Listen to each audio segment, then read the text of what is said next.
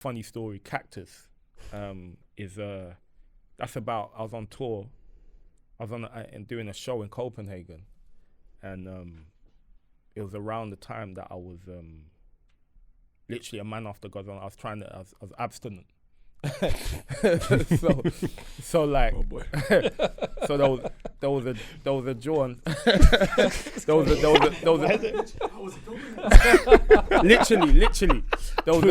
a Danish.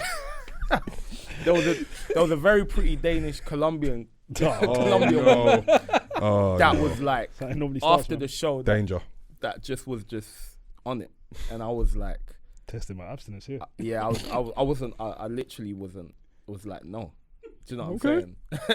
You said no. Yeah, I said no. Like, I got was like, willpower. we can't do anything. We got willpower for sure. What's going on, world? Welcome to episode 118 of the Rhymes Like Dimes podcast. With your boys Peter, Mohammed, and myself Yemi. And today we have a special guest, a returning guest, Birmingham's finest, possessor of one of the best albums of 2025. All the flowers have bloomed. Friend of the pod. We welcome back Kofi Stone to the pod. Hey. How you doing, bro? Yeah, I'm good, man. Welcome back. Thank you for having me, man. How's it going? We there in London town, you know what I'm saying? Brumtown boy. The mayor's in town. Come on. Mayor of Brum. You know about the mayor thing, innit? Of course. But tell the people. Yeah, man. Well, yeah, I just adopted the name. The mayor, I just thought, why not? You know what I'm saying? Kind of see if I can pull some strings, do some things. Did someone give you that name, or you just came up with it? I just came up with it, you know. I was like, you gotta have something, innit? 100%. Bit of flavour. Yeah, a bit of flavour. That was the vibe still with that. Man. Appreciate you coming down today, man. Appreciate it. Been a long time coming, and happy to get it cracking now. Yeah, man. It's been a minute still. It's good real. to be here, man. Boys, what we saying? Yeah, all good, bro. How are you? I'm blessed. Mohammed, yourself? Chilling, man. Can't complain. Just living. How are you? I'm good. I got told to sit up in it. I can't multitask in it. Someone told me in the background, get up. You should. To figure this out. Don't want the mic all over your face. What'd you say? Don't want the mic all over your face. How are you, Yemi? I'm good. That was a test. But big up. I'm in there, boy. What do I even say to that? What do I even say It's to true that? though. I'm in there, boy. It's true. Bro, he's not even blinking. Bro. It's true. He's not even blinking. It's true though. It's interesting. It covers your face. It's interesting that he paused for a moment before he answered. Yeah, because bro, you know, You wanted really need to yeah. think, man. I'm glad you did though. Cinematic effect. Appreciate it. Don't get us cancelled. No, man, not at all. Listen, we welcome everybody, don't we? Wow. Anyway. God is good all the time. All the All the time, good is good. He was so rattled. He didn't even say that. I had to punch him through it. That's hilarious. Well, shout out to everybody listening. Shout out to everybody watching. Whether you're watching on YouTube, whether you're listening on Spotify, Apple, wherever you listen, wherever you check us out. Thank you very much. Appreciate you. We're just going to get straight into it. Kofi. It was about 5 years ago when we first had you on the pod. Yeah, man. It would have been like a year or two removed from your first album. Now fast forward 5 years. You've released 2 albums in that run. Yeah. After being away for a bit. Sum up these last 5 years, man. It's like you've been on a tear lately, especially. Obviously this album in 2025, previous album the year before. Put into words this run you're in. I mean, I'd just say I'm just running, man. You know what I'm saying? Like, it's when I released in 2019 drop Nobody Cares. I think it was a messy time. See, we had like the pandemic hit. I think, to be fair, I think it threw me off. And I think obviously when I dropped that, I felt like, I wasn't expecting it to do what it did when it kind of came out. And I think there was a lot of pressure after that. So I was working. I was trying to like through lockdown. I think I must have made a project basically. And I look back now and I'm like, I should have dropped that, but I didn't. And so obviously there was a gap from when I dropped Nobody Cares in 2019 December to 2024. That was when A Man After God's Own Heart. So that's like, 5 years? Coming up to 5 years. I think it's just about to be 5 years.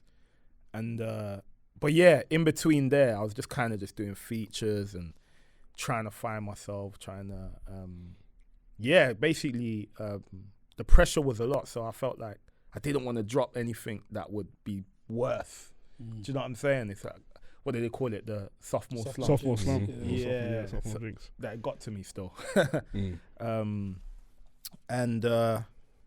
Yeah, I think I kind of just was understanding and finding who I was in that period. And then obviously, A Man After God's Own Heart came. It came at a time when I was, there's a lot of battling with myself and kind of all the foundations that I've sort of my upbringing and everything that I've experienced. It was challenging me, I guess. I was in the space of, okay, so who am I? What do I stand for? And my faith. And I just thought, you know what, it's just got to all go in the music. That was like my thinking behind that. And I think I was kind of I was kind of like I had a missus at the time and I was on tour, and then I was just like, it was a long distance thing as well. So I was like, oh, okay, that's got to go in as well. So there's elements of that in A Man After God's Own Heart. That's a bit of the story. But yeah, generally it was just kind of like that time there. I had so much time to, discover who I was, and kind of there was a lot of building, a lot of growth, and I just thought, it was about. I think it was about. I don't know. I think it was probably 2023. I must have just made it in a short space of time, like the whole project. So that was that. And then when that happened, I was just like, man, this is, I feel like I was back in some way. Do you know what I'm saying? In terms of just feeling like, okay, I had something to say. Yeah. And that passion was back, I think. And I started, I think, believing in myself a bit more. Because, if you don't drop for so long and I guess you kind of question yourself. And that's what I did, I guess, for a period of time, to see whether, it's just a fluke, did you just fluke that?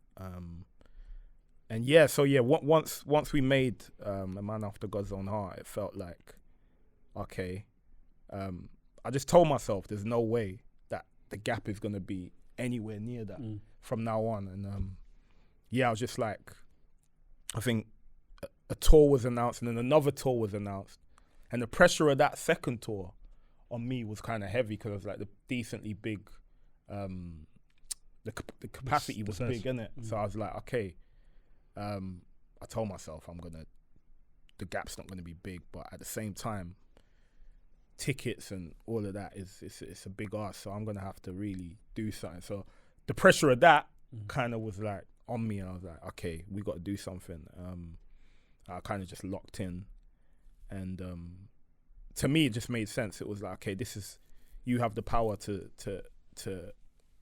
create your reality, in terms of you're now at a stage where you can say that it's all happening, all the flowers have bloomed, everything is going to be good, but it's what you do. I guess it's what you do, and if you can prove that you're worthy, I guess. That was my thinking, and that was my drive to make this recent project. So yeah, that's what we're here now. When you talk about pressure, is this pressure that you're putting on yourself? Is it pressure that you're feeling from fans, from your team? Where's that pressure coming from? I think there was a lot of pressure from between the first album to the second, yeah. And it became a thing, I guess. I was like, you'd go out, you'd see people that listen to the music, and they'd be like, when's the next one? Yeah, when's the next one coming? They'd be like, yo, nah, you've been saying this, you've been saying another one's coming, and yeah, I felt that. So I think that added to the pressure, I guess. But I think it was a combination of both. It was like the people, and then myself, just proving to myself that, yo, can you make another project? You know what I'm saying? And at one point, I think there was points where I thought I couldn't. Yeah. How'd you get over that? How'd you overcome it? Yeah, I think with me, I've got better at taking each day as it comes. And you know, in one day you might feel like you can't do this, and there's always tomorrow with me. Do you know what I'm saying? So I got better at that over time, I guess. I feel like it was there was a lot of that, but knowing that even before Nobody Cares Till Everybody Does, there was a long gap to make that. And there was a time when I thought I couldn't even make that. Do you know what I'm saying? So having made that was the confidence going forward. And it's like each stage of your life when you're trying to do something, you always feel like, well, I personally might feel like, and other people might feel like, oh, where can we actually take it? Can we go there? And I think the truth is that you can. It's just how you maneuver and how you think about it, and how much you're willing to really work on what it is you're doing. Do you know what I'm saying? And that's what I did each time. I think it's just an everyday thing, you know. It's just like chipping away every day, whether it's mental, whether it's like me writing a verse that might not even make it. And it's just like, yeah, I'm just always thinking of concepts. So in between the first one and the second one, that was how it came together. Yeah. Are you someone that needs pressure to write?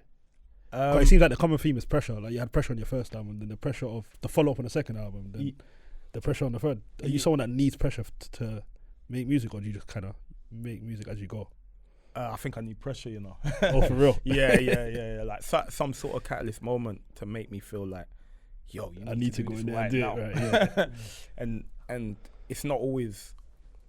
I guess that's not always good as well, because it's like to put like the last one was the tour, innit? Yeah, that's what you're talking about. Yeah. Yeah, tours are expensive, innit? It's not it's not a cheap pressure to have. So it's like, yeah, I guess that one was like I had no choice. Yeah, so yeah, pressure is good. Pressure is good. Yeah. I do wonder about the pressure that artists feel these days, because we're in an era where everyone's dropping like, you know, instantly. And so maybe because of the climate of the music industry, there isn't space to just take a couple years, maybe 2, 3, 4 years to just release music. Do you feel that as well, as a part of the pressure that you feel to put music out? Yeah, 100%. I feel like now, as you said, everything's moving fast. People's attention spans are like, you know, people ain't even got attention spans anymore. Do you know what I'm saying? Nowadays, with how much we're exposed to, and how fast things are moving. I also think when you're independent, there's a level of visibility that you don't have. So, you know, your campaigns, you're going up against people that might be on majors, and their campaigns are just, you know, they've got huge amounts of money pumped into it, and you're seeing them. Whereas with myself, that's not necessarily the case. So I think, but what could supplement that is being present with good music. I think that's kind of the formula for independence, I guess. If you want to actually break through, and maybe, I don't know if, you know, overground is a word, mainstream, but yeah, I sort of plan to do that, but with still keeping the underground appeal, I guess. Yeah, so I guess, yeah, I feel that pressure, definitely. I kind of always thought that an artist like you, an artist such as you, can have a little bit more grace, just because, you know, you're a bit more intentional with the music. You have albums as opposed to like constant drops and stuff. And I feel like fan bases generally can be a bit more patient, but hearing what you're saying now seems like that might not necessarily be the case. Yeah, I think I hear you, man. Like, that's definitely something I thought of. I felt like even after a man after God's own heart, I felt like people were sort of willing to wait, maybe. But maybe that's because of how long I took. I was surprised you dropped. You set precedent. Yeah, I was surprised you dropped in 2025, 100%. Yeah, man. I think it's definitely what you do. It's like if you're gonna give us, we'll just go with what you're doing. But I do think it kind of affects how people consume it. Because if you're always out here, you might not take it in as much as you would if it was, if it was prolonged, which is something that I've considered. But I guess at this stage of my career, I kind of don't know if I have that. You know what I'm saying? Like 5 years. Do you know what I'm saying? Yeah, I hear that. Because even like someone like a Jay-Z, he was releasing year on year on year. Yeah. You know what I mean? So yeah. In his heyday, he was exactly. I saw that as well. I was like, yo, that's another thing that inspired me. I was like, yo, Hove's out here just dropping album every year. I'm like, all right, that's what we got. I looked at Kanye's as well. And I was like, okay, it was like every 2 years. Yeah. And yeah, you can't argue with that. Yeah, every 2 to 3 years, I feel like it's calm. 2, yeah. 2 minimum, 3. I mean, 5 is fine if you come back with some fire. If you come back crazy, you know what I mean? I can wait that long. I can't. Not half a decade, man. Yeah. Not half a decade. Depends on the artist. Decade. Yeah. It definitely depends on the artist, but half a decade. I can't wait 5 years for an 5 album. years. That- Could you wait 5 years now for Kendrick? No chance. Yes. I think I could. No, you I could. You I could, yeah. So you drop your last album from now. So you drop Yeah, your first. from now, I So can you drop the wait. album Yeah, when I I'm can wait. 32. The next time you drop is when I'm 37. Yeah, I can wait. That's a Is he big dropping? gap in my life? Bro. Is he on features throughout that 5 year gap? Is he like That plays a factor role. I just, you know, it's with me. I don't need an Small album every EP. year. I'm not someone that needs an album every year. I think 2 to 3 years is perfect. I think 5 years is just. What if he dropped an EP in that 5 years, like 4 songs? Nah, man. No? Nah. Just I'm- because listen, I think it's too long. I'm willing to. like half a Fair decade is just. So much has gone on in those 5 years. It's like so. Let's just say you record for over 5 years. The thing with artists like that, A lot's gonna change over those 5. Sorry, but a lot's gonna change. Yeah, Like whatever yeah, happens yeah. in 2 years in, 4 years in. Like say you didn't rap from COVID till after you missed. What are you rapping at? Like, do you get what I'm saying? Like you've missed so much. but those types of artists are all seeing and all hearing. And kind of all knowing in a lot of ways, like Kendrick. No, in the sense of like they're paying attention. It's not like they're hibernating. I agree. You know what I mean? I agree. Yeah. So But is it still the same? Can you still rap about the same things? depends 5 on years who you later. are. Depends on who you are. And also, if it depends on the themes. If you're talking about yourself and your growth, Then absolutely can. then that's universal, right? Yeah. If you're trying to be topical, then I understand that a little bit more. But which is why like being mainstream probably affects that more. 100%. Someone like a Future being away for 5 years. What's he doing can't- being away he for can't- 5 years? Yeah. You know what I Certain mean? people can't. No, do it comes down to the artist you are. Yeah. But even the artists that I know take their time, 3 years I'm good with. 4 years is a stretch. So with that in mind, then, as far as you're concerned, how long would you wait until you drop another album now? Because obviously you've had 5 years. Personally. But you personally, like, what would the stop gap be? As in, what would be the maximum amount of years I'd probably drop from now? I think I'm actually planning to drop something next year, but not An album. like a joint project. Okay. Oh, swear. Yeah. So that's gonna be. If it was up to me, I would drop a project, like another album next year. But I was like, if I'm gonna do a joint project, 2 in 1 year is like it's too much, man. yeah. You know Is what I'm it? saying? You could do a West Side Gun. I could. He drops I know 12 a you're year. okay with someone dropping. I mean, 5 I years. might. It depends. I've got some stuff in the pipeline, but then I was trying to like see if that would work. You know what I'm saying? If I.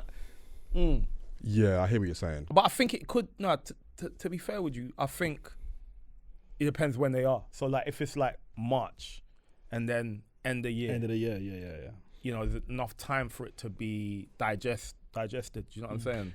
It could. Yeah, I think it also depends on what it is, right? You could have the joint tape. But you could also just have like maybe like an EP where you're just barring. Yeah. There's no necessary theme or like story behind it. It could just be like straight bars for like Bars, yeah, 5, 6 songs. I feel like that's definitely doable. Yeah.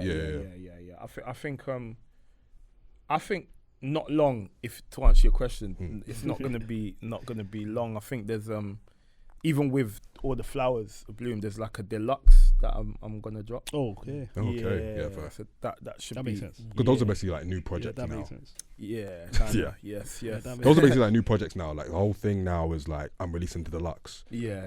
So That that's is like another project in and yeah. of itself, even if it's like an additional 4 or 5. 2 or 3 songs. Yeah. Yeah. There's a couple joints on there that I'm like, I feel like I could replace 3 tunes that are on there Oh, well. on the original. Yeah. If it was like not, I don't know if I'm making sense, but like just basically replace those tracks With the ones that are. those that are Yeah, on there, yeah, and it would still yeah. be like I'd like that as well. For it's a different mood, but it would make sense. It still makes sense. Yeah, and like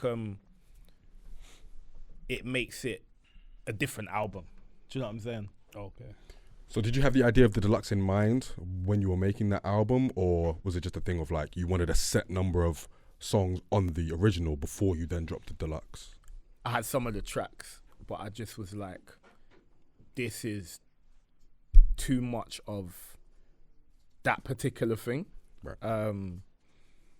So I was like, yeah, let's not roll with this, even though I like this joint, but it can.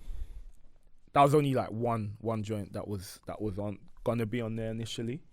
I just felt like I want to go somewhere else with the project, so I left it off.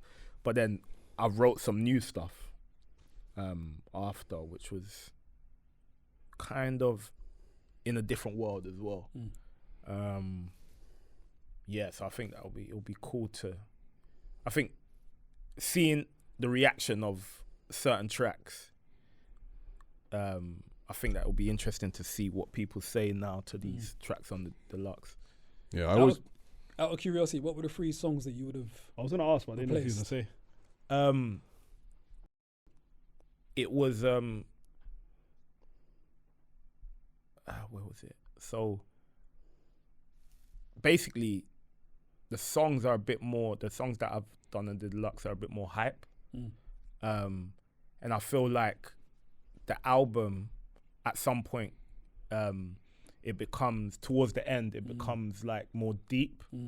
Around Thorns. Yeah, around Thorns. Even before that. So like Pansy downwards. Yeah, I'd from say. Pansy, Pansy downwards, it becomes a bit like it's down tempo, which was like I kind of needed that because that's like I know what that is for my audience. Do you know what I'm saying? But I was like, it would be sick if it was just like, do you know what I'm saying? The whole time. Obviously, I don't. Is that a thing? It's good to have a variation in it of moods, but like, yeah, I think basically, yeah, though from Pansy, Boats, Fawns, I Can See Flowers. Yeah, maybe those 3. Yeah. And then it's like a different, yeah. Yeah, that would have changed the whole. Yeah, I see what you're saying, but it would change the mood. Yeah, it's a different mood. Yeah, I always wonder what goes into the thought process of artists who record so many songs for albums and then have to get to the point where they have to like decide which ones make the cut. Yeah. And I guess now it speaks to like mood, it speaks to intention as well, creative intention, and what fits that goal and that aim. Even if you might not necessarily had it before. Yeah. No, 100%. Live as well. It's like, where can you take it live? Can you have a moment, you know what I'm saying, an emotional moment on stage? You know, take it to different places because, yeah, these things are powerful, innit? You know what I'm saying? For sure. Yeah, on stage, if you have a moment that is like, you know, it touches you, people aren't going to forget that. And normally that can be more memorable than being hype in a weird way. It's so yeah, I just try and consider that. Yeah, man, let's get into the album as well, man. I mean, obviously, great album. We recently reviewed it as well, and you know, nothing but praise for it as well. Safe. I mean, it's come so quickly after God's Own Heart as well. And I guess it follows like a different side of you as well. So talk to me about how it kind of came together, like so quickly after God's Own Heart as well. Yeah, I mean, I guess with this one, I kind of was like, yo, I was ready to just say everything. say where I was, who I was, my foundations, what was happening at the time. And there was so much happening at the time, I guess. And so much has happened, even in between A Man After God's Own Heart and All the Flowers Have Bloomed. The few tours I went on, travelled, and there was things that have happened. And I realised as well that the story hadn't been told in its entirety. I feel like even though I feel like I'm still saying the same story, but in a different way. So for example, the Seeds, the first track, that was kind of me just saying, yo, even though I grew up in Brum, I was actually born in London. Do you know what I'm saying? And that's like something, that a piece of information that kind of can help you understand me. And I kind of wanted to show people who is Kofi. Do you know what I'm saying? He's who he is, what he's experienced. So I kind of led with that when I was just kind of just, I think I was like, I kind of didn't go in like I'm gonna write an album. I think Seeds was one of the first ones that I tried to make, and I was just like, okay, what is it? Who are you? I was like, yo, you were born in Walthamstow. Oh, you lived in Walthamstow, then you went to Birmingham, and it was just like, that's what it is. You know what I'm saying? Just speak your truth. So I think I was going back, and I was just like, there's all these stories, there's these things that have happened, when I was in uni. There's an altercation that happened with this guy outside a club in South, and and it was just like all these little things that have happened. You know what I'm saying? You're talking about Rainfall now, right? Yeah, Rainfall. Yeah, that was shocking to me. Yeah, like, just listening to that and hearing that, like, wow. Yeah, so that was like my pride. Do you know what I'm saying? And so I felt like that's something that I need to talk about, I guess. So that was on Rainfall. And then there was a moment as well in Rainfall where I spoke about like having like a breakdown. And that happened like when I was in Ghana. I don't know, there was just so much going on and it just got heavy. And so there's like loads of, like even now, like there's loads of things that have happened that I just, when I hear a beat, I'm just like, oh, now's the time. Do you know what I'm saying? That happened, Rainfall. But it's kind of like with Rainfall, it's like the thinking behind that is, even though all these, when you're, it was like I kind of picture myself as I'm trying to do something good here. It's like there's so much things happening that are derailing you, and it's kind of like, just know when you plant the seeds, don't forget the rain. And the rain's like personified as all these things, the more uncomfortable things that are happening to you, I guess. So that's kind of where that came from. Those experiences were shaper, man. 100%. Yeah, man. I guess so. That was Rainfall. And those two kind of came early. I was just like, okay, this is like life. This is things that have actually happened. These are real things. Even after finishing them, I was like, this ain't really this ain't an album. I'm just writing. Do you know what I'm saying? Yeah, it's just. So when did you decide it was an album? What song was it? If it was a song. I think it was like, it was when I felt the pressure from the shows. Do you know what I'm saying? I was like, you know what? Okay, I got some things. Let's just make a project. Do you know what I'm saying? But did those two songs dictate the way that the album was going to go? Because you already had them written down. And yeah, kind of. But it was more like,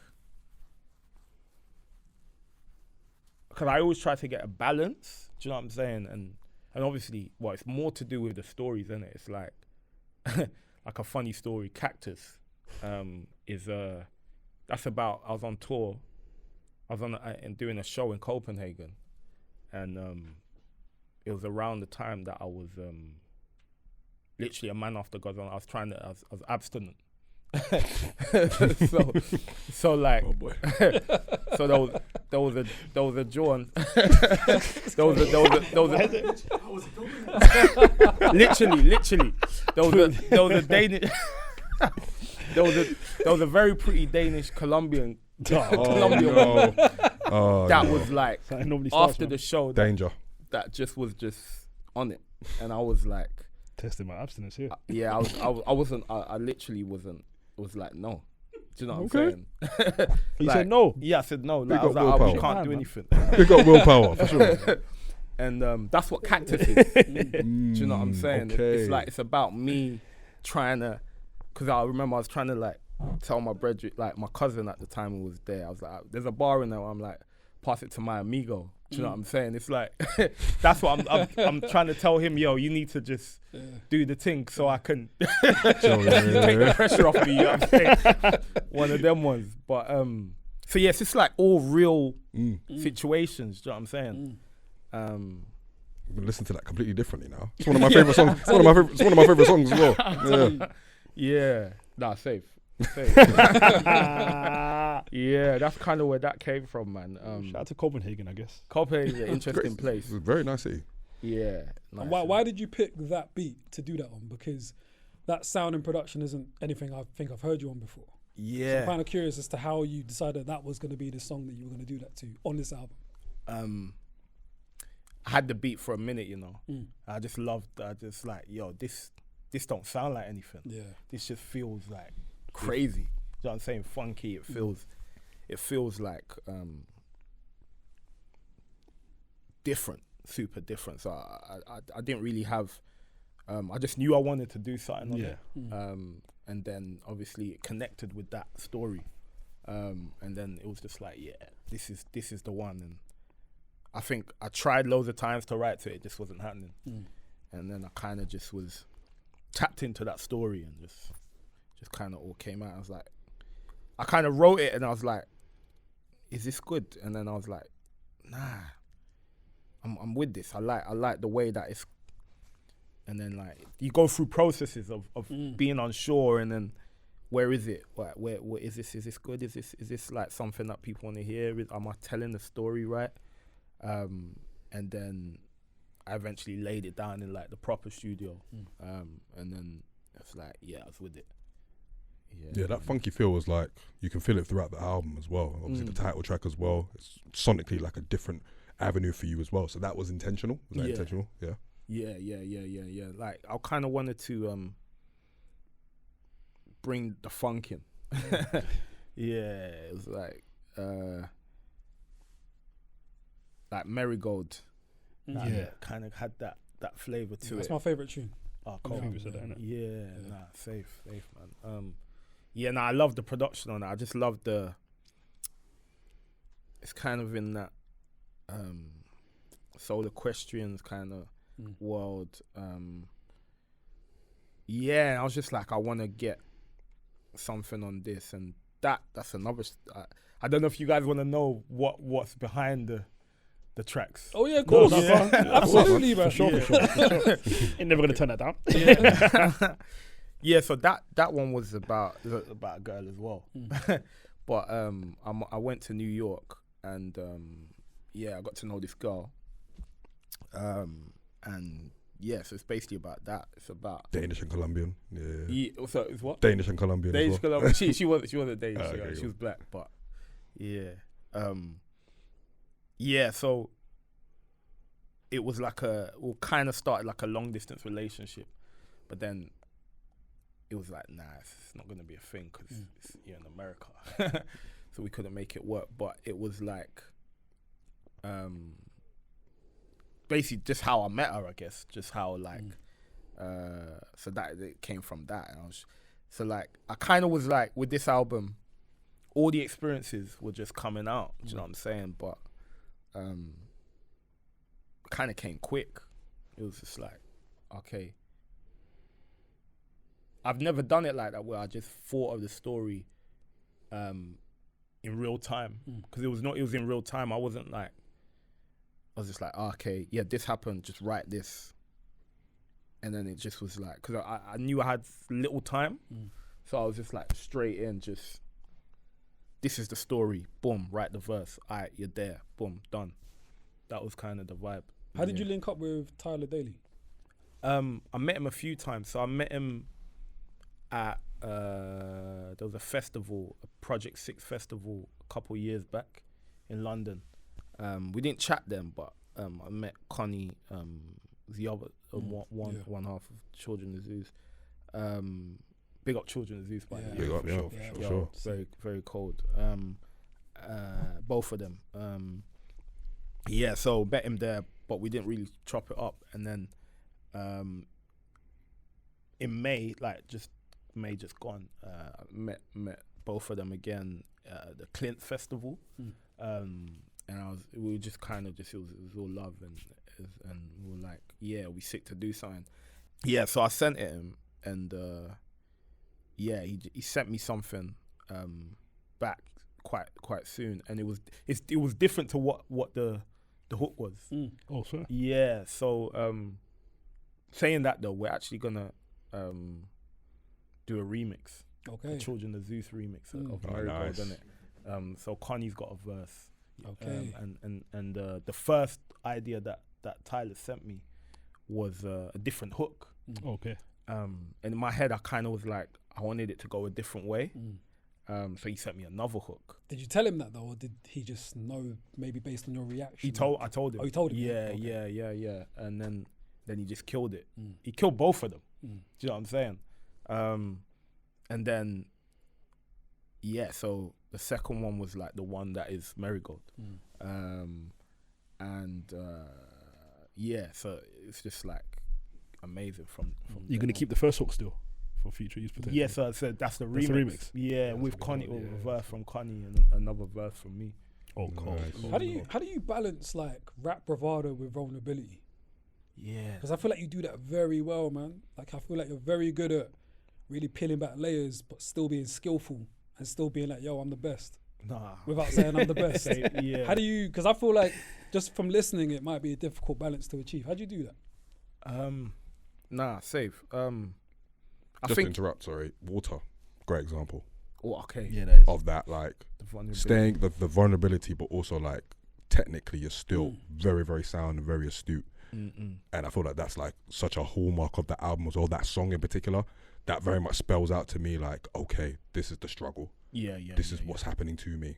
And then the rest of it is trying to like negotiate with that and come out the other side. Sorry. No, thank you, bro. I think it's more of a thing of just like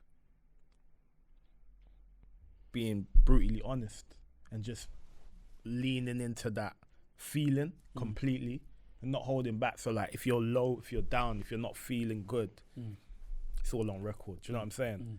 But if you're feeling like the man, if you're feeling like, yo, I can bar. Bar. You know what I'm saying? It's like, it's literally, simple as that. It's just like in the moment. Whatever you're feeling like. Yeah. And just lean into that like 100%. So, being intentional, I guess. It's like, okay, with the, having places to go with like busker flows and flower flow. All the flows. All the flows. All the flows. Safe. It's like proving, it's like proving to myself that, yo, you can rap in it. I know it probably might, because in my head I kind of know that maybe because of the music I make, people forget. Or maybe might not see me as a bar, as someone that raps. And I wait, what? I don't know. Why you say that? I don't know. I think it's clear on all your songs that you're a barrer, man. I think regardless of where you're going with it emotionally or not. Do you know what I mean? The skill's there. I don't think anyone that listens to your music can think otherwise. Maybe I'm biased, but I think there can be a conflation in a sense, mainly because if you're talking about something as deep as what he's talking about, you might be paying attention to the words and the feeling as opposed to the actual skill. So maybe then you have a less. Your view is a little bit restricted because of that, and that's why you might need a flowers flow and a busker flow and a Child of God flow I agree and with King David flow sort of thing, just to really show people, you know what I mean? Yeah. It's the balance. Yeah, right? but maybe, I don't know, maybe it's just my ear, innit? I think because Thorns is a perfect example, bro. Like you're speaking and you're telling a story that's very deep and emotional, and the skill's there. Yeah. And I think we said when we were reviewing it, like how, because I think just from listening to people that tell stories, there might be a dumbing down of the skill set because you want to get the point across with the story. But when you do it, you're still keeping the skill there. Yeah. Which is why I struggle with the point of people listening and feeling like the bars ain't. I think it depends how they're listening. If they're actually listening and seeing that, okay, yeah, you've gone there, then you've gone there, then you've gone. Do you know what I'm saying? It's because the variation is a skill in itself to be able to like be emotionally available, for sure. available there, or emotionally intelligent, should I say? There, and then be, as you said, have the bravado, and then to tell a story is like, you know, you're showing skills there. But I think if your view of lyricism is through the lens of it's just bravado, then you might not see the skill as a whole. You know what I'm saying? Especially since the bravado might be more ostensibly a skill than the storytelling.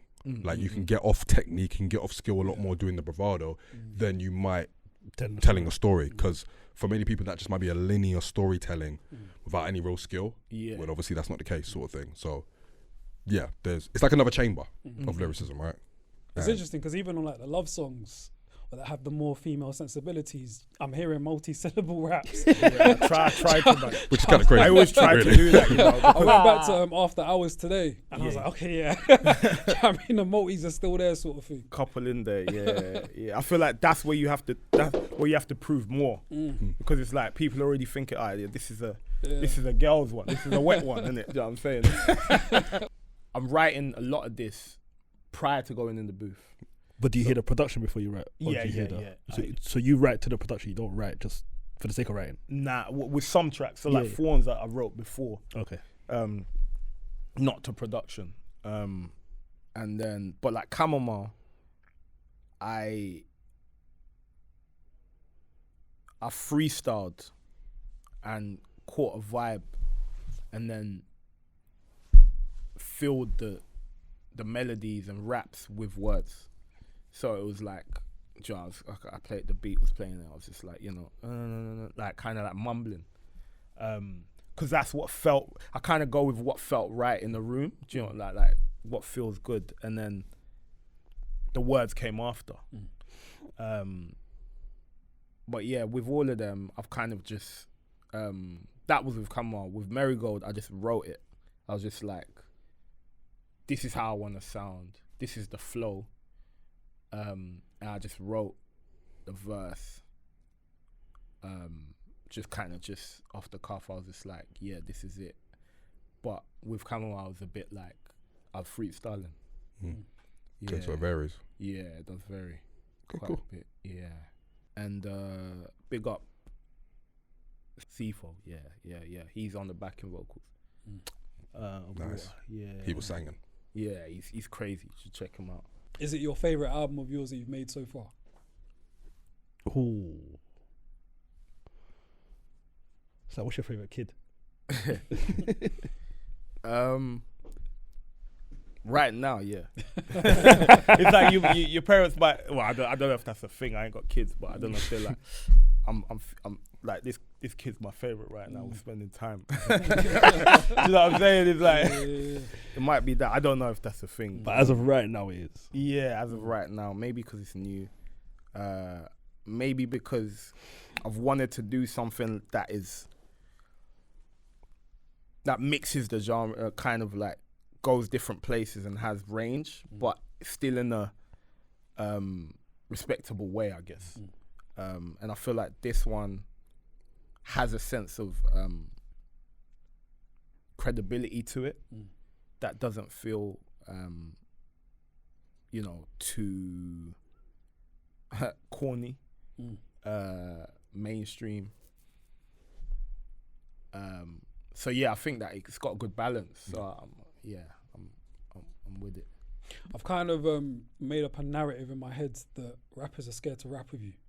You reckon? I'm wondering what you think about that. The reason why I guess I came up with that was because I noticed, I guess the last couple projects, there hasn't been many rap features on them. So I was wondering, maybe that rappers are a bit intimidated, maybe. Yeah. Maybe. I mean, I'm trying to think. When I've asked, there's quite a few features that I've done that haven't come out. And I've heard good things, like, I won't say no names, but you got me there. Yeah, like basically, there's some tracks that I've done where it's quite a few that I've got the verse and then like the verse, I found out that maybe people are like hyping about the verse, my verse, and then it hasn't come out. Do you know what I'm saying? Like the tracks haven't come out. Also, they shook to rap. I don't know. That fits the narrative. Fits the narrative. I'm not trying to start beef. I'm not trying to start problems. But also at the same time, it's kind of like a few of those I've gone first, and it's like I'm on a hook. So I've like done I've like done a lot. So I think they're kind of what they're leaning towards is, you should drop this as your thing. Right. Without them. With them, but not as in not your their single. tune, As in my your tune. single. Yeah. And have you just not wanted to do that? Yeah, I think because it's just like random. Yeah. It's like just doesn't make just pulled up studio, a random beat, just in a different direction, I guess. But yeah, I don't know. I don't know if people. I don't. Maybe. Peace just trying to too start humble, problems. innit? You ain't gonna say it. Peace man. trying to I start was problems. for you. Peace trying to No, start I'm not problems. even, man. Peace trying to start I'm a rap problems. fan, and I pay attention to these little things. what have you been paying attention I just to? wonder sometimes. I just wonder. I haven't got much like people don't send rappers don't send me much stuff. Yeah. It's fitting your narrative. It's fitting your narrative. Shook. Man said, yo, this shit is so fire, you should drop it. Come on, man. Come on. I'm just saying. I ain't trying to get washed. I'm just saying. You're not wrong when you're right. Hey, man. You're not wrong when you're right, man. But yeah, I mean, listen, I have a theory that it might not even be too much of a theory, but you know, we don't like competition in this country. We don't really like competition. You reckon? It's just in this country, though. I think it's, I mean, yeah, relative to here. Since the whole, M killed you on your own shit with Jay, I think the whole being bested on your own track is. But the UK one's an people are interesting scared one. of that. But then the UK one's an interesting one. You don't think people in the UK, because I get what you're saying about America, but just keep it in here. terms of competition. They think they don't Not want really. competition here. Not really. I think it depends on who you are. I think it in your depends states because I as grew well. up. We've seen. I guess it depends on who you are. Our favourites rapped together. I'm talking about now. I remember like I'm the talking about in movement, the current day. The movement all Yeah, rap they with rapped each other, rap against Yeah, each I'm other. talking about the current day more. I'm not talking about like clashes. I'm not talking about that. I'm Just the talking current about- day. Yeah, I'm talking about current day artists. Why do you think they're shook, Yemi? Why do I think they're shook? Yeah. I think it's a bad look. I think it might be bad PR for people who are certain artists feature with someone and then they got their fans telling them you got to wash on your own shit. I think there's a complex there. People have that in them, sort of thing. I feel like they just don't want to be showing up on their own anything, really. Yeah. I don't mind it. I feel like if it happened, it happened. You know, like that. It's like smoke next time. Like you got to use like everything that happens, you got to use it. So it's like next time I'm gonna body him. Do you know what I'm saying? It's like, but in a mad way. Like you can't just. But that's what the sport's about. That's what the sport's about, man. Like, and I feel like a lot of artists don't want to play the sport. That's all. Not on a beef thing. Just more like they just rather not get washed. Yeah. So I think of a song like Kofi just walking around like Debo. Oh my days. But yeah, I think of a song like Disaster, Dave and J Huss, and they were just going at it together. You don't really get that at that level these days in the UK. It's interesting, man. At least in my opinion. Another one is Dave and Gets, but it was on the Forbidden Frequencies. Oh yeah. You hear that? The Secret album, yeah. And then Dave and Kano, Chapter 16. Kano, You don't really get that. Dave and Gigs. Yeah? Yeah, that was Rich and Av, I know they dropped the Young Fire Old Flame Deluxe recently. I need to hear that. What did Kano have? Was it Kano Gets a Retro song? Yeah, Mount Rushmore. Oh yeah, the free Mount Rushmore. Yeah. So they do it, but it's a handful. But I get what you're saying where it's just it's few and far between. But he's had this narrative for a while about you. Okay. Yeah, Pete's been saying this for a while. Yeah. Pete's been saying this for a while. My rap fantasy brain just does mad things, and I just think, Yeah. it's curious, isn't it? There's definitely a thing. There's definitely a thing of if you do a tune if two rappers come together and do a rhythm, and someone doesn't like their verse, then it might not come out. Do you know what I'm saying? Yeah. It's definitely a thing. Yeah. So that does happen. Like, but if it's like level, if it feels level, then it's like cool. I rarely would think a rapper, like every feature that's come out, they're okay with what they've done. They're kind of okay with what they've done. Yeah. Not getting moved to, but it's okay getting moved. It's rapping at the end of the day, man. Yeah. So with that in mind, then, who are some of your like favorite, just strictly UK, like barrers, like people who just bar? People just bar in the UK. UK. Yeah. Kano.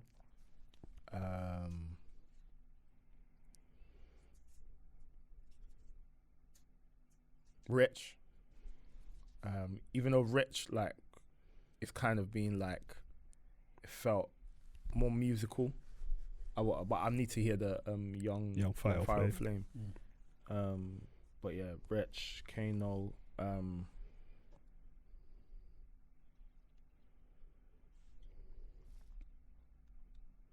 It's like going back as well. Obviously, going back, I would have said Sway. So it's cold, man. But we need him back. To be fair, we do. He's someone that I would be on if he was to say he was coming back and he came back a certain way. Be on it. Gets.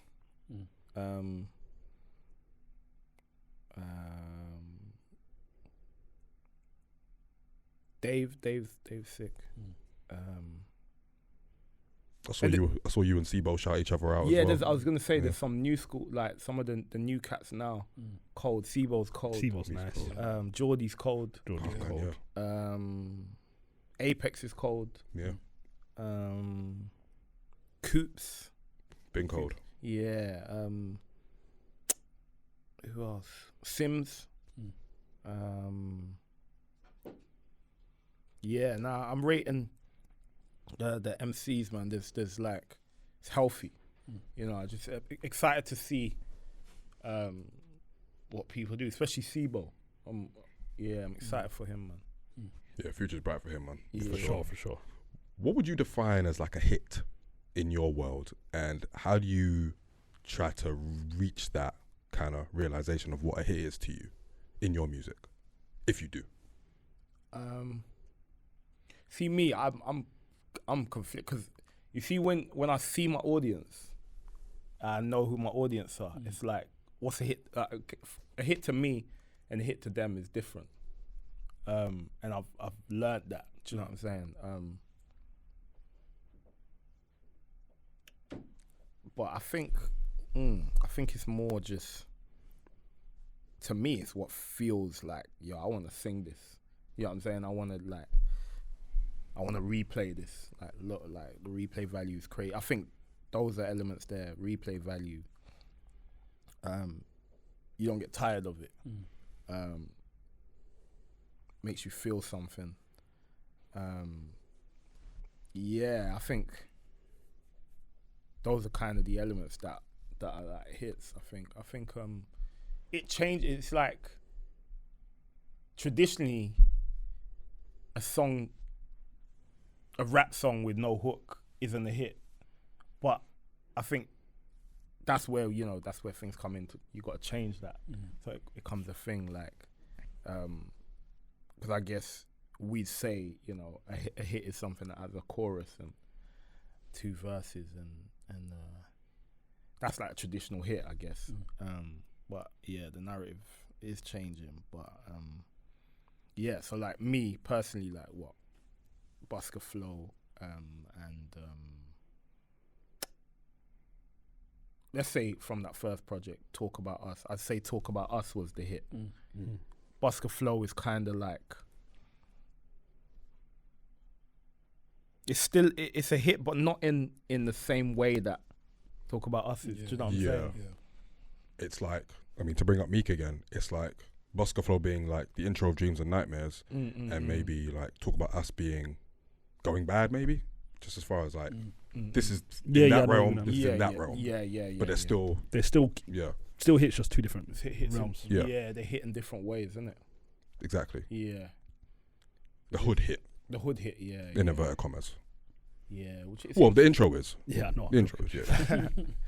yeah, that's interesting how things are perceived, man. Let's talk about the lore of your artwork. Obviously, let's get into that. All of your artwork, you know, drawings, really amazing visuals. Talk to us about the process there, and did it kind of start like? Did you intend to have it like that, or did it kind of just develop that way? Because obviously you had Nobody Cares, that was like drawing artwork, and then you've now moved on to those other albums in the same way. Yeah. Was that always the plan? Yeah, generally, I think I kind of go with what was the almost like catalyst moment to that era. So, for example, Nobody Cares, because I was busking at one point, and it had a super effect on me that you know, I just remember feeling one day just thinking, rah, this is actually mad. I remember I had a bad day basically, and it was just like, it wasn't a nice experience. And that sat with me, that stayed with me, sorry. And I think when it came to the actual like making the project, I wrote Busker Flow last. That was the last song. I think I called it. That was the first time, obviously, I started doing that. I just had the thoughts of just, yo, okay, this feels, the thing missing is for you to just go mad. And I made that, and then it was like, okay, I think that's where the foundations were set. You used to busk, like, Busker Flow, call it that. And then I thought to myself, there was a piece on there that I wrote, and in my head I just kind of pictured the process of busking and how you might be busking, and you know how it happens. People just walking past, no one paying attention, but then some people do pay attention, and then people see people paying attention and they like join. And I wrote that, and then I told the artist that, yo, that's what you need to draw. Do you know what I'm saying? So yeah, I guess that was the thinking behind that. And then I kind of just carried on tradition with A Man After God's Own Heart. It was like, okay, the reason why I started taking faith seriously was because even though I grew up in the church, I was baptized as well at 16. And then that kind of was like, you know, that the way I thought about things was different. So yeah, I was like, that was the moment. So I wanted to recreate that. That made sense for that album. And then All the Flowers That Bloomed was a bit different, I guess. That was kind of, there wasn't really a moment as such that I'd been in. It's more metaphorical.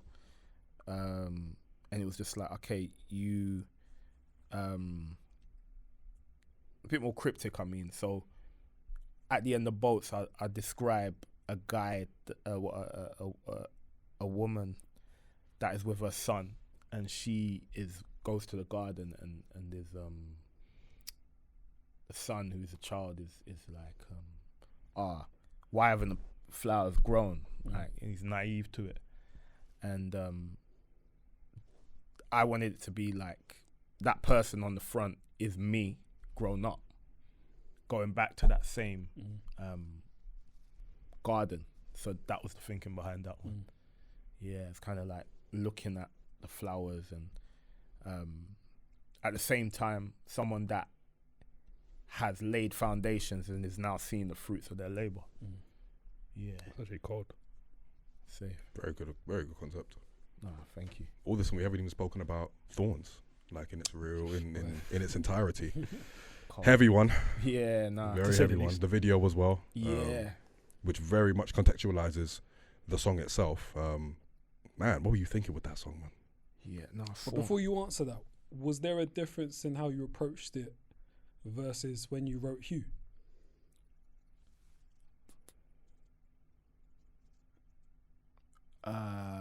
It was similar. Yeah. It was similar because it's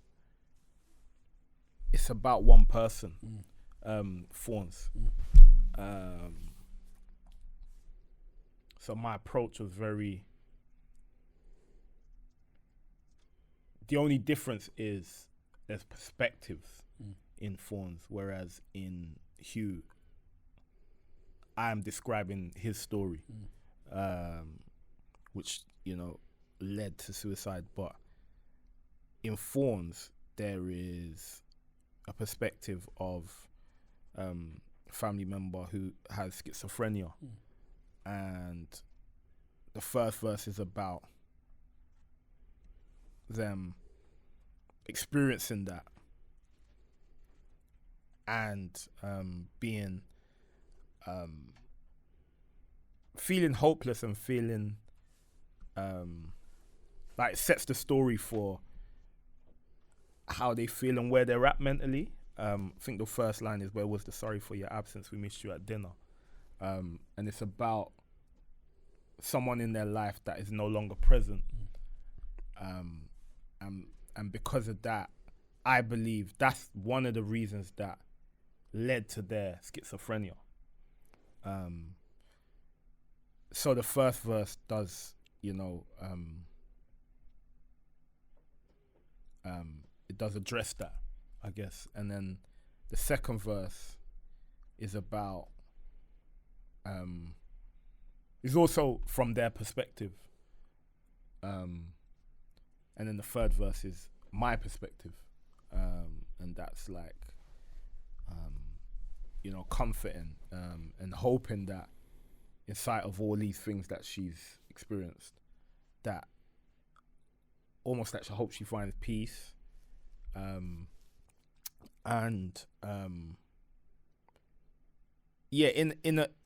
It's eerie in a way because alluding to saying that, you know, atonement, which is the last line is, "Hope you find some atonement," and that's almost like atonement for sins, which in a way could say that she's no longer here. Do you know what I'm saying? It's like we're at the point of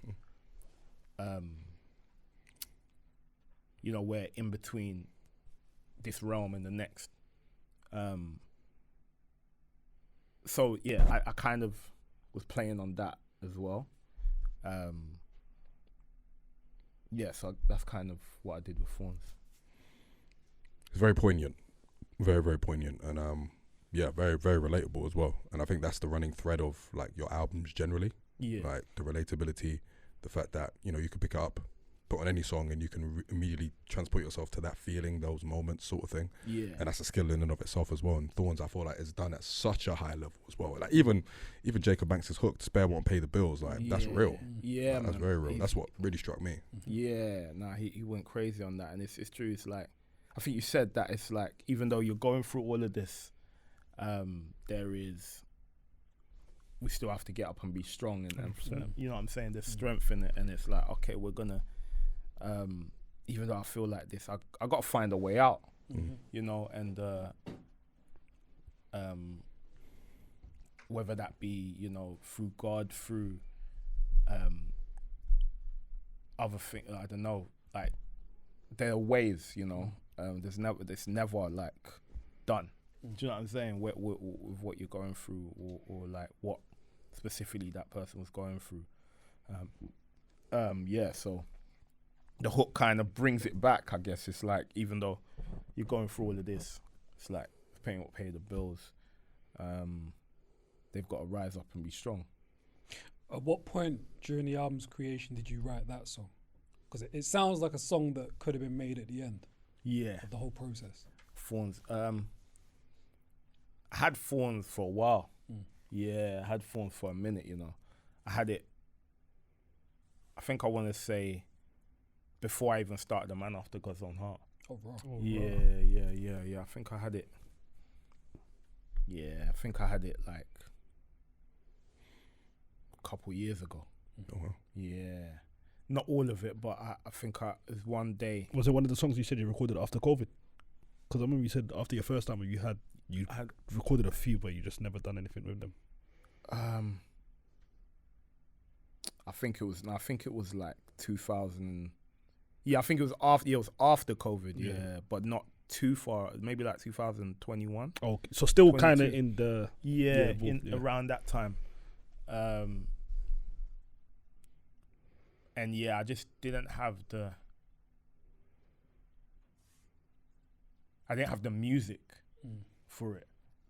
For a man, it probably would have gone on a Man After God's Own Heart, but I didn't have the music for it. So I kind of was like, where does this?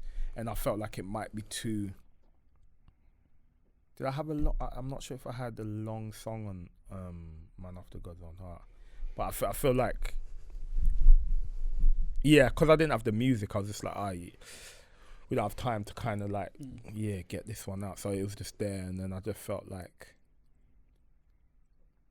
that was part of the story of it gets worse before it got good. It made sense in All the Flowers That Bloomed, and just calling it thorns is like, a flower be beautiful but has these things on it that can be dangerous and can hurt you if you touch it. And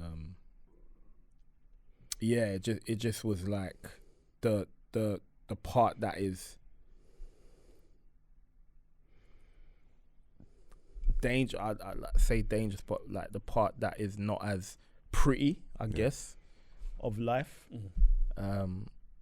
I guess that's what that was. But yeah, it was written not intended for All the Flowers That Bloomed.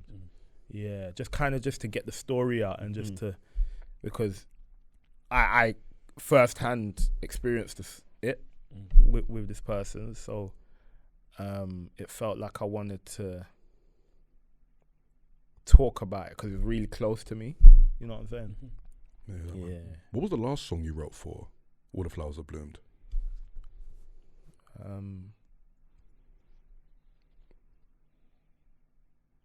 It's a good question,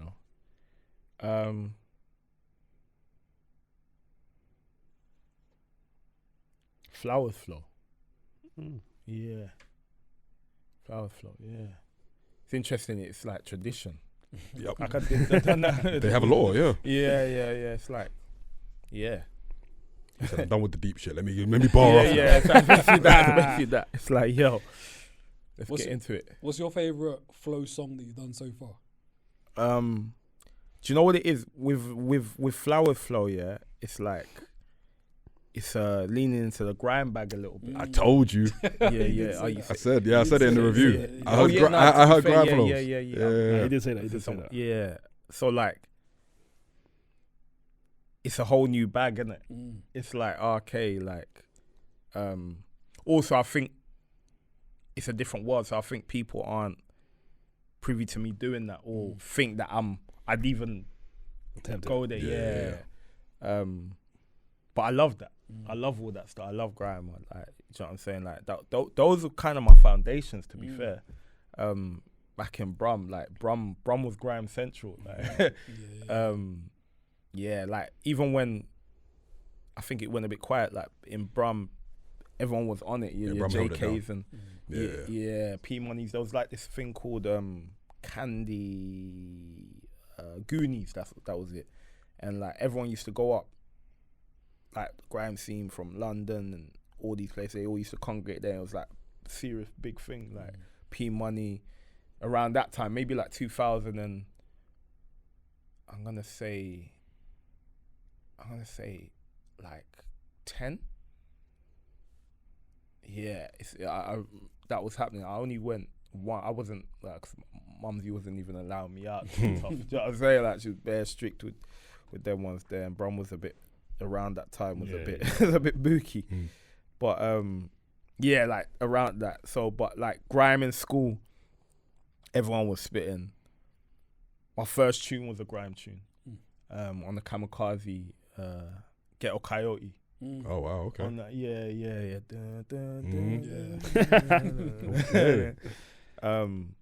So yeah, it's like I just felt like I wanted to do a 140, and I shouted my guy, and we kind of got in. I was like, we're picking things, picking sounds, and so maybe it's hard to say. I'm still, do you know what's the mad thing is? I'm still learning flowers flow at the moment to do it live, but because it's a tongue twister. It's a bit. The second verse anyway is just like whoa, even like I'm trying to lock it in because I'm meant to be doing it next month. To be fair, for the first time. Time's ticking. Like yeah, so but Busker Flow obviously is just it's crazy live, but I think I'm gonna go with. Yeah, it's a good question, man. Even like King David flow. That's the one. Yeah. One, it's like it's got a thing to it because it's hip hop, isn't it? Yeah, it's like when it drops, when it hits, it's like yo, especially live. It's like a rage. It's like woo. It's like woo kind of. It feels like that. It feels like that kind of like, yo, we're going mad. I love Child of God flow as well. Oh, for real? That's a sleeper. Yeah, for sure. Safe. Because it's not attached to an album or anything. I think people might sleep on it. Yeah. That's dope. It's a bar though. Yeah, 100%. Yeah, safe. I'm gonna say Busker Flow today. Busker Flow, yeah. I think it's tied between King David flow and Flowers flow. I hear it. Yeah. It's the energy in it. I'm with you. Yeah, man. I'm with you, man. I can't lie. Today, Heads I'm gonna say high. King Nah, what we doing there, man? Yeah. That one does get. Yeah, live. It's goes crazy. Yeah. With like heads. Do you know what I'm saying? Like hip hop heads. It's like they get it. When you're writing, how do you decide how many words are gonna rhyme per sentence?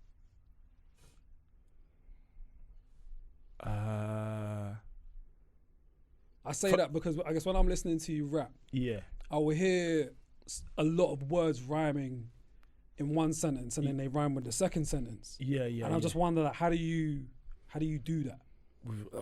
It's not intentional. It's kind of just like, I think because I write quite in the moment.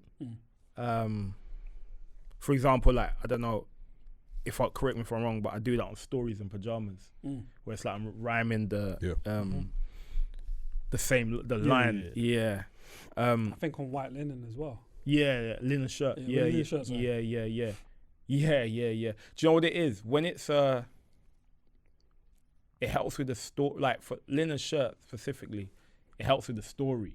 It's like I don't know if it's the thing that in my head, maybe it's just an instinctual thing where it's like, oh, keep the listener in. Do you know what I'm saying? So it's like if you deviate, then with the rhyme pattern, then it kind of takes you out of the story. Do you know what I'm saying? So that's my thinking behind that, I guess. And I kind of just attempt. I think with that, it's never straightforward. It's like you'll try different things because it might seem like, oh, that's just gonna work, but I think when I was writing Linen Shirt, there were like so much options of different rhyme schemes. So I guess it's kind of like trial and error, a lot of trial and error with that. Yeah, it's like, so. Yeah, but I enjoy doing it though. Yeah. How did you link up with Chuck Strangers? Online. Oh, okay. Yeah, just online. I think I shouted him because I knew him from Joey Badass crew, Pro Era crew, yeah, and obviously rated him highly, like cold staple hip hop brother. So like, I just reached out. I thought I'd probably get air in it, and he was gassed. He was like, yo, I love your stuff, and then, I was surprised. I was even surprised when he done it because it's American, isn't it? I kind of thought like, they in their own bubble. The UK MCs are trash, in there. They got that kind of, well, maybe not the artists, but like there's a stigma in it with within like 100 million%. It's getting slightly better though. It's definitely getting better. Yeah. Do you feel like London people have that? With like outside of London? Maybe not the rappers. Even the rappers, if you think that they do. I think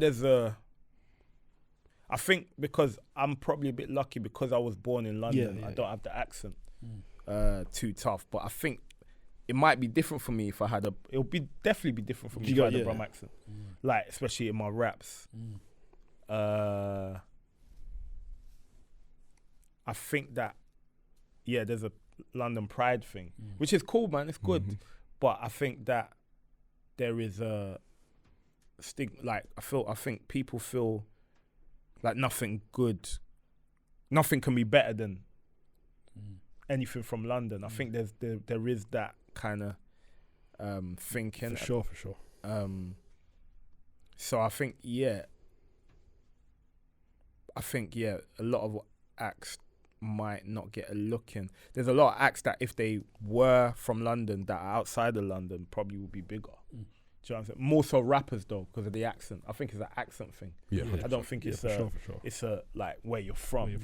It's how you sound. It's like, okay, I'm not used to this accent enough. Yeah, there was a picture. I think you were in it. Children of Zeus, Ruby as well. And obviously those guys are outside of London as well. They're not from London. And I think that to me kind of just showed the strength of what's going on outside of the capital. Like it's always been a thing. Like these scenes have always existed, but it feels like they're more pronounced now. It seems like, especially like when you think about certain kinds of rap as well, like throughout the genre. So it feels like they're growing more in stature. I feel like a lot of artists outside of London, and it's showing. I think. There's more of them anyway now. So 100, man. Yeah, that picture wasn't a good picture, man. It was nice to see the strength of Midlands art, like art from the Midlands, innit? That was a good one, man. That was at the Clint Fest. That was where we linked up. With Children of Zeus, and then from then I was just like, you know what? Even my cousin was like, yo, you should get Tyler on this tune. It was just kind of all clicking. Everything happened for a reason, innit? If there's one thing I ask though, a full project with Chuck Strangers, please. Jeez. That would be great. Linen shirt. Yeah. I'm already ahead of you. Okay. We've already been like in that bag anyway. So I was trying to do something with those two tunes, like a 10 track with those two tunes, but in that world. Yeah. Do you know what I'm saying? Like something that is in that world, just because I love that shit. Like, do you know what I'm saying? It's like, that's my way to, I feel like that's a way to, especially stateside, that is like, they understand that a bit more. Do you know what I'm saying? That production or that style of rapping is something that a few people are kind of doing it, like Apex. Who else? From the UK, I mean, like on a high level. Apex. There's not much. Yeah, I'm trying to think as well. Like that have garnered a fan base in that might have a few people that know them in the States, or like from that. I'd probably just go with Apex in that world. Yeah. But yeah, I think that's another place there that is like, yo, like we need some UK cats to do that. Do you know what I'm saying? And I think we kind of shy away from it because production is something that I feel like we, especially in the mainstream, is very, I'm going to say predictable. Yeah, for sure. Do you know what I'm saying? But I'd love to hear some rappers on like MF Doom style beats or currency type beats, you know. Like imagine like Nines or someone on that or I've been saying that, yeah, or I don't know, who else is, even like someone like Fredo, on like a MF Doom style beat. Do you know what I'm saying? It'll be interesting to see what he does, but like the naivety might make something great. Do you know what I'm saying? Because I don't know if like those guys will be on that style. Yeah. So that can help, that can work in their favor though. Absolutely. Because like you're not thinking about how to do it. But yeah, definitely like gonna try and do more of that stuff, man. I'm saying, we got you. What goes into being an independent artist in 2025, 2026 in the UK? I guess all your money, man. all your money. You're kind of just like, you put in everything you're getting, you're putting back in. So especially when you're doing a campaign, and touring at the same time, it's super financially demanding. You have to kind of that. To be fair, that's why I moved the tour, because I was trying to do this project. This like you gotta, especially if you wanna make it like out, you want the to be seen, visibility. You're gonna have to marketing, and that like social media managers, PR,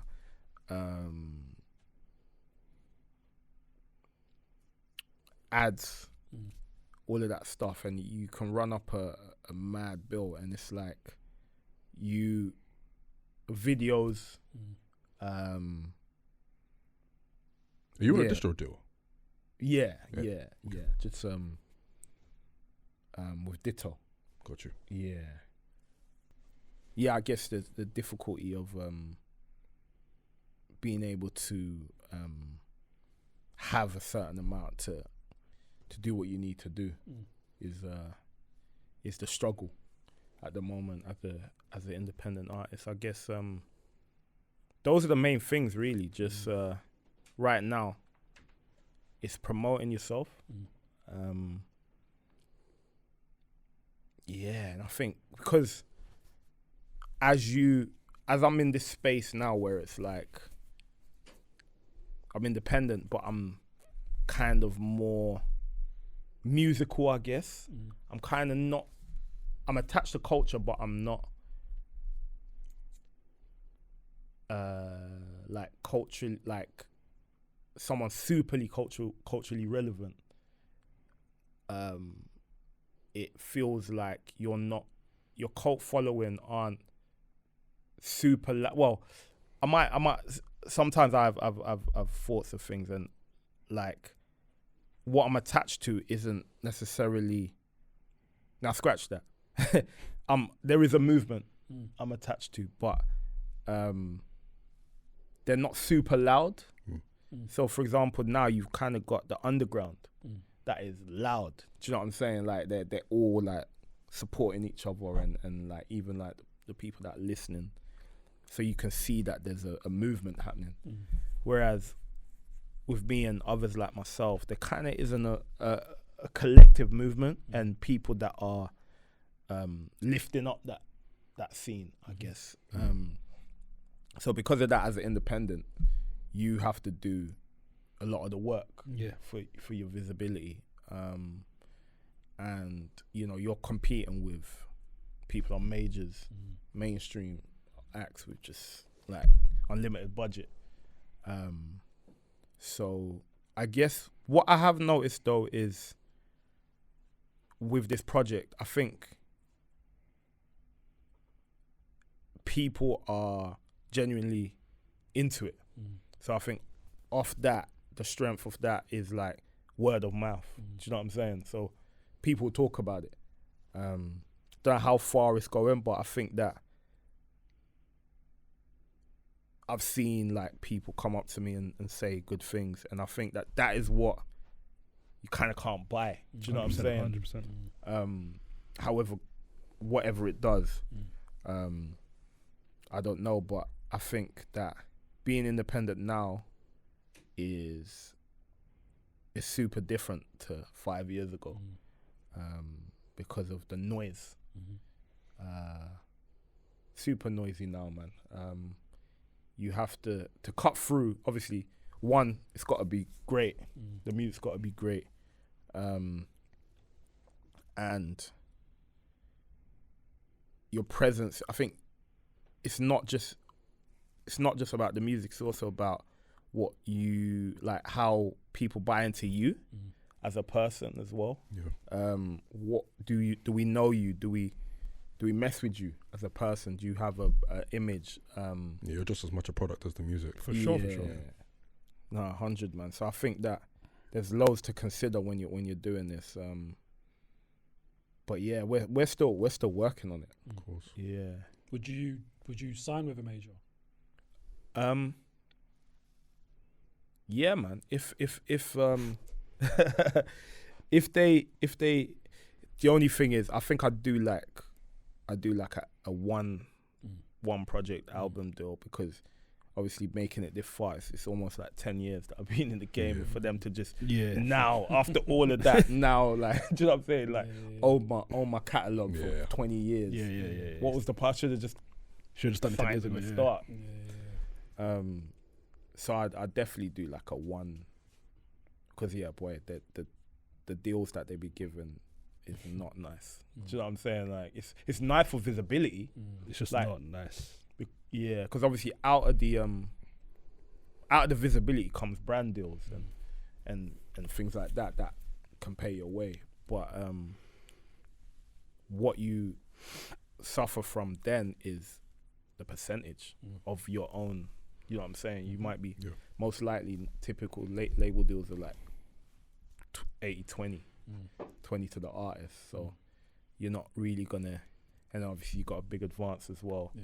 It's not looking. And added pressure just generally to like make that back recoup, and then make another album, and then so I'd probably do it for one album, but definitely not for my my catalogue, I don't think. Yeah. And how do you feel about streams or streaming? Streaming, as a whole? Yeah. Obviously, that's a double-edged sword as well. I guess digital convergence, the way they have kind of twanged us is mental. Yeah, it's mental. It's like they almost created a problem. Well, I don't know if they created a problem, but there was a problem, and then they solved it. Do you know what I'm saying? So it's like, okay, we now have streaming, and we're gonna give you your music, or we're gonna allow your music to be heard now, and it won't be illegally downloaded, but that same music is now, we're gonna pay you less for it, which is insane. But you know, because like before the piracy era, what people were earning or what they would get for what they do is like 100 times more. So obviously the value is just decreased for sure. Music by like 100%, like stupid amount. But I definitely think that artists, and even just, I mean, not to get mad political with it, but what some of these companies are doing, super unethical. Like with what they're earning, how they're earning. But that's a story for another day. I think at the same time though, I wouldn't be able to fund this project if I do you know what I'm saying? If there wasn't a streaming platform. Yeah. So as much as I can complain, we're in this mess, innit? So we just gotta just try and make it work as best as we can. At the same time, if artists really are on it, I think we should all come together and do something. Do you know what I'm saying? And I think that's kind of what I'm trying to do with Tru Community. I'm trying to build a community where artists and creatives and different people that are in the arts can come together and have, you know, no egos, like just come together and have, you know, reason and find solutions that benefit us all, I guess, with streaming. Because I guess it's not just music, is it? It's also, you know, a podcast. It's also visuals a bit different, obviously, but they're putting visuals on DSPs now. Are they? Yeah, they are. Yeah, like the art, like should be. The art's worth something. You know what I'm saying? 100%. Art is powerful. So I think that, it's definitely something in the future that we should consider coming together and whoever that is, how big that is and how extensive that is something that's our only option. Or we just go with the flow. Yeah. I think there's also a messaging in there about consumers as well, and us also paying for the art, actually buying it, as opposed to relying on streams and stuff. Because, if, from take myself as an example, I'm a big fan of yours, so I will buy your music because I know that it goes directly to you as opposed to streaming. And maybe more consumers need to take a similar approach, particularly when it's our favourite artists that are independent. I think it's too late, man. I don't think it's too late. It's a two-way street. It's definitely not. Yeah, I just think it's too late to tell people now. All people know now is streaming. But we're not just telling people now. People been knowing this. No, I'm saying we've known. I'm saying there's a whole new generation that don't know nothing but streaming. I'm saying it's too late. You can't put the toothpaste back. What's it saying? You can't put the toothpaste back in the tube. You can't. I think it's too late. But there's a generation. We're living in a time now where vinyl sales are going up through the roof. There you go. People are going back to analog. People are going back to owning things, mementos, I wasn't vinyl, ready for stats. CDs. Well, here you are. So there's definitely an appetite for it, especially among Gen Z, our generation. So there's definitely an appetite for possessing things, holding on to things that have value, right? Like, there's no reason why an artist like Kofi, who has 24 million streams on Talk About Us, should be here talking about his struggle as an independent artist. There's no reason why that should happen. I agree with So it's just as much on us as it is on I agree with the higher ups. Yeah, no, it's mad because like even artists that are not doing those, like that should be, and also the whole platform itself, the way that the algorithm doesn't allow, it's not a true reflection of what is good, which is mad because it's like there's great artists that go under the radar, and it's like how are they gonna find the energy to carry on doing this at the level that they should? That's happening on a mad scale. Yeah, 100%. Yeah. On the topic of Tru Community, though, obviously it's the record label. You release a lot of all of the music through it. You got yourself, you got Lizzie Birchie as well. Are there plans to expand in that regard, bring in more artists and release music from them? Yeah, man. Yeah, totally. We're just trying to, I think this 2026, gonna try and do some, be a bit more present. I think getting artists together, do some sets. Yeah, do some more community-based things, aside from the music as well. But yeah, I've been thinking like there's a few MCs actually that I've caught my eye that I think could be cold, like just to kind of get like a little, I don't know, like a TD sort of thing, going. But at the same time, just having the time to do it, I guess, in and amongst trying to make a project, and but I think that it's definitely on the cards, man. Like I'd love to get someone, so like an MC to roll with us. Do you know what I'm saying? And just do a madness. Fingers crossed, man. Yeah. Fingers crossed. Be sick to do that. I don't think there's much collectives like that in the UK. Yeah, they're kind of all gone. Like you had House of Pharaohs, but they're doing their own thing. Yeah, there's no more like that. Huh? There's no more like that. Yeah. It's dwindled for sure. I guess like what's on T's crew? 9/8s. 9/8s. But they're kind of inactive, so yeah. There's definitely like a platform for it. Yeah. Definitely. 100. To be fair, Silhouette, I got to shout out the Silhouette's House Project. Of course. They're cold. They're cold. They're kind of like a big, like loads of artists. To be fair, you can even say I'm in there because I'm on the first album. Yeah. But yeah, like a collective, like a group of people that are in a camp together. Don't think it's a thing anymore. But yeah, we'll definitely like look into that, and yeah, that's the plan to try and add to that. Yeah, MC. I feel like I feel like the UK needs something that is like someone needs to come through that's like to be fair, Sibo.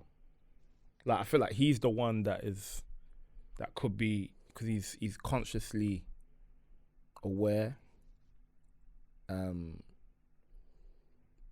like he's heavy, raps heavy, but yeah, someone that is like shifts the culture a bit and it is very is ready to just rap. Do you know what I'm saying? There's another guy actually that is is super under the radar. I don't even know if anyone knows it, but he's got something, man. He's called Rakan. Don't know if you've heard of him. Okay, yeah, and shout him out. Yeah, so like, I think that we need someone that is of the sport. You know what I'm saying? And it's like raw. Yeah, do you know what I'm saying? Sure. I think I see that. I see someone like that now. That is that can do something in the UK. I think that's what we're calling out for. So after a few years, it becomes like we're seeing the same things. Do you know what I'm saying? But someone that is inspired by, I guess, classic hip hop, and approaches it from that angle, but they're British. I think that's what's next. Fingers crossed for it, man. Yeah, and just like a scene that's receptive to it as well. Yeah, you know what I mean, and give them what they need to like really get up there. Yeah, 100%, man, 100%. There's a few MCs, man, that could do it, man. I'll have a go myself. Yes. Yeah. Doing well as of now. Nah, thank you, bro. Thank you, man. You mentioned at the top of this a joint tape that you're cooking up. Can you reveal who that's with? Yeah. So that joint tape. So obviously the tape that I'm working on is a solo one. That's like, it's kind of super early, but I've got ideas for it. And then the other one is with it's gonna be a sweet one. I don't know if I'm upsetting anyone. Okay. But it's more a sweet one. It's like I don't even know I should reveal it. Yeah, I probably should reveal it. Just because it's like yeah, I don't think I should. Can you reveal tell us it off the yet. mic? Yeah, I can tell you off mic. Yeah. Let's not get Kofi in trouble, man. But yeah, it'll be sick. It's different. It's super different. It's like where I went into it like, everything I do as Kofi, I'm not gonna do. Okay. You know what I'm saying? Okay. Shit! Like I was like that, and the other person who's on it, I was like, everything you do, you don't do. This is where the bits of you that you don't show, you show on record. Oh shit! Do you know what I'm saying? Clean it's slate. like musically as well. It's like, okay, you've never done that. You've never done that sound. Do it. Do you know what I'm saying? At the same time, what we've attempted doesn't feel like far removed. Yeah. It still works, I guess. Do you know what I'm saying? Still in that world. Yeah, for sure. Yeah, still in that world, but it's just like, Just trying something new. yeah, trying new things. And we can expect them in 2026. Yeah. Both of them. Yeah, Okay. Okay, let's. So the run continues. Yeah. Yeah, he's really outside now, but I hear it. We're there. Listen, grateful for it, man. Grateful for it. Kofi, man, appreciate you coming down. Man. Honestly, very bro, much appreciate it. Like, appreciate second time round, I mean, you know, learning a lot of new things about you as your career's progressed as well. And, Cold, man. you know, very grateful for what's happened and what's come before. Obviously with the album as well, fantastic, and looking forward to the future as well, man. Thank you. And yes, we will end on a quick fire round where I'm basically gonna ask you a couple things. And yeah, man, just give me one name, one answer, wherever your mind goes. Yes. So, which US rapper do you want to work with the most? Kendrick Lamar. Kendrick Lamar. Okay. UK rapper. Kano. Okay. Afrobeats artist. Burna Boy. Okay. I hear it. Pop In artist. fact, I'm gonna change it. Wizkid. Okay. Yeah. You Now we're like that one. talking. You would like that one. Okay. Fair enough. Pop artist.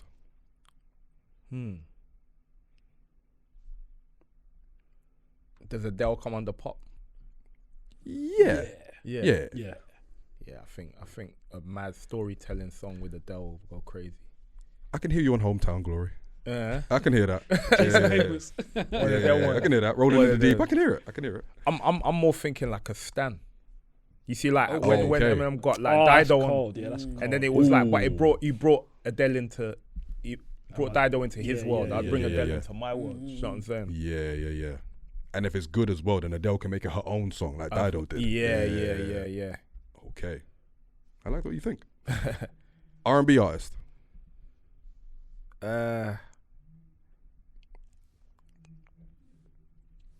Right now, it's hard. That's a hard one because I love R&B. Do you know? I think it will be cold to do something with. I'm gonna say Leon Thomas, but I think I'm also gonna say just because it will be legendary and just to be able to do something with him, Usher.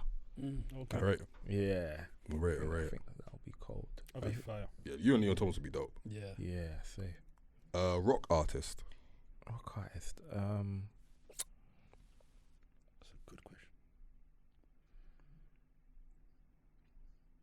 Red Hot Chili Peppers. I knew you were gonna say that. I think that could be mad. Or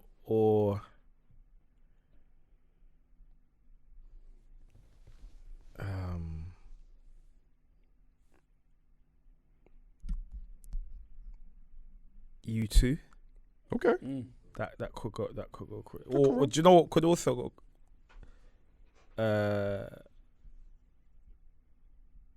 Oasis. Okay. That could be interesting. I hear it. Did you go to the reunion show? I didn't. No. I mean, to be fair, they were like £800 a ticket. It was Something crazy. Fair enough, man. Yeah. Dream producer collaboration. Salam Remy. Mm. Yeah. Okay. I mean, Dead or Alive. Are you Dead or Alive? Yeah, why not? Dilla, Jay Dilla. Yeah, of course. Yeah, that would be. Could do something with Dilla. If I could snap on the Dilla beat, that would. Yeah, Dilla and Salam Remy. Nice. Yeah. And then as far as like an artist generally who is no longer with us that you wish you could have had a chance to work with. Bob Marley. I hear it. Yeah, I think Hook from Bob Marley feels like, you know, like on a Nas on a distant relative vibe. Okay. Just, you know what I'm saying? Yeah. Yeah, that would be for the culture. That would be special. That'd be dope. Yeah. Nice one. And then I've got a couple silly ones. Nigerian jollof or Ghanaian jollof? You know what? It's who's cooking it. It's who's cooking it. But like, I've had a lot of Nigerian jollof and I've had a lot of Ghanaian jollof, and I think the Ghanaian jollof kind of beats it. So I'm gonna go with Ghanaian.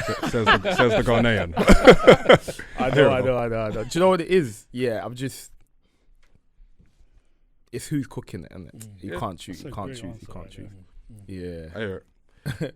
Still or sparkling water? Still. Thank you. I like sparkling as well, though. Crazy. Like, if you wanna, I was going through a stage where I was trying to not have sugar in it. So I was like, but you still want that kick, that fizzy. So I was trying to be that guy in it. Like, did you ever add like cordial to it, or did you just drink it like straight? Straight, because obviously, the sugar. Crazy work. Yeah. Fair enough though. It didn't last long though. Good. Yeah. Okay, this next one is a bit of a mad one, but Okay. SPAC Nation or Scientology? Flipping it. Do you know what's mad? Because my faith, obviously Christian, so like Scientology is mental. It's like that is, boy. We're talking alien gods and like Pastor Toby, he's gonna get me a whip anyway. So, do you know what I'm saying? I'm good to go. He just bought a new whip now, like flipping 2025, like Bugatti or something, man. The guy's he's moving mad. Spac Nation all day, boy. I'm with it. We're keeping that winning. Got nothing to say. Bloods or Crips? Wait, what? Both. I'm going LA soon, so you know what I'm saying. Keep it neutral. Yeah, if you gotta keep it neutral, 100%. And the last one, and this might mean a bit to you because you mentioned one of these characters' names on a song. My Wife and Kids or Fresh Prince? Wow, you went there, innit? Well, save the hardest. Shout out. That's a good one, bro. My Wife and Kids, Fresh Prince. You know, like I feel like I was watching Fresh Prince before My Wife and Kids. For sure. I think we all did, right? For sure. Yeah. Until Trouble came. came. And that was like foundations, innit? I'm gonna have to go with the OG and Fresh Prince. Even though I absolutely love My Wife and Kids, though. Like Michael Carl's just. Yeah. Be real, yeah. I don't know, you know. It's tough, man. Fresh Prince for me. Man. No, My Wife and Kids was funny. That was funny. It might have had like laughter. Like, I think it might is genuine. Like open the door, close the door. I am so confused. You know what I'm saying? Just Junior had a red Junior's absolute idiot. every Carlton, bro. Life. Carlton is like that as well. It's funny, but My Wife and Kids had the better peak. Bro, like those first 3 seasons. My Wife and Kids But said, Fresh Prince is a better show. bro, My Wife and Kids As a whole. My Wife and Kids told Tony, say, Ash, Pash, Big Ash, bro. I don't want to hear it. I'm sorry, fam.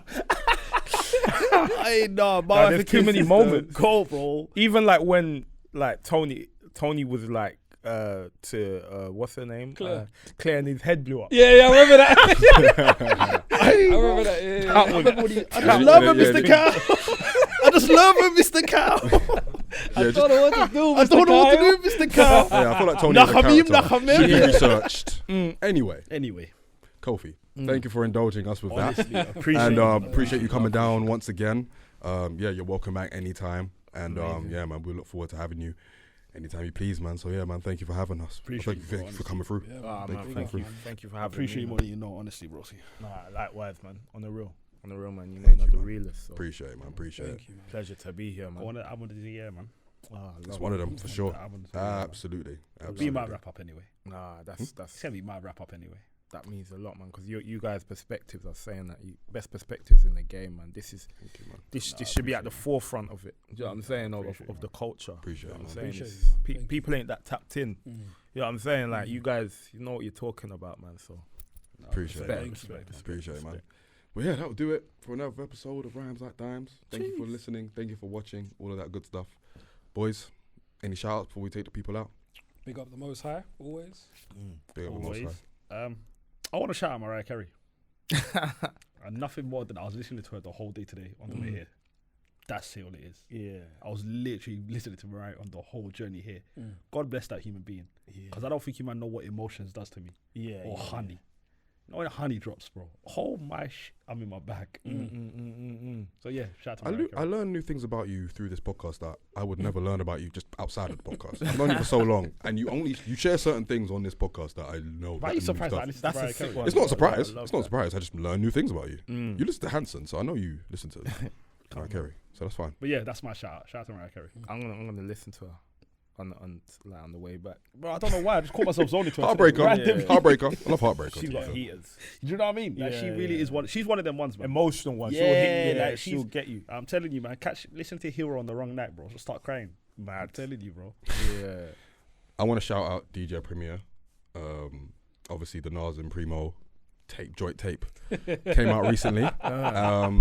It's been waited on for a good 25 years. Jimmy's biggest fan. And yes, Primo's one of my favorite producers. Nas is my favorite rapper. Biggest fan. The album was just oh wow.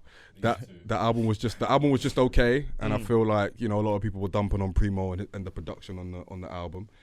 Wasn't my favorite, but I want to shout out to you and tell you it's okay. you're still a legend. So thank you. And big up everybody listening and watching as well. For sure. Appreciate it.